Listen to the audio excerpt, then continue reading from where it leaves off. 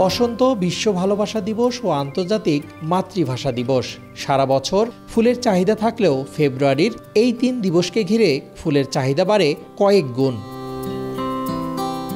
রংপুরের বিভিন্ন ফুলের বাগানে দোল খাচ্ছে লাল, সাদা, হলুদ সহ বাহারি রঙের গোলাপ। এখন চলছে শেষ সময়ের পরিচর্যার কাজ।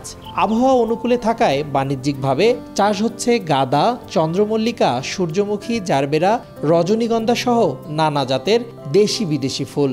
থাই আছে, গেঁদা আছে, তা বাজারে গোলাপ, লাল গোলাপ বিক্রি হয় 20 টাকা থেকে 25 টাকা। 21শে ফেব্রুয়ারি আর ভালোবাসা দিবস, এই দুইটাই আর কি গোলাপের চাহিদা বেশি। যশোর, তারপর আপনার কালীগঞ্জ, ওইখান থেকে আপনার মূলত ফুলটা আসে। এদিকে ফুল চাষ জনপ্রিয় করতে সব ধরনের সহযোগিতার কথা জানায় কৃষি বিভাগ।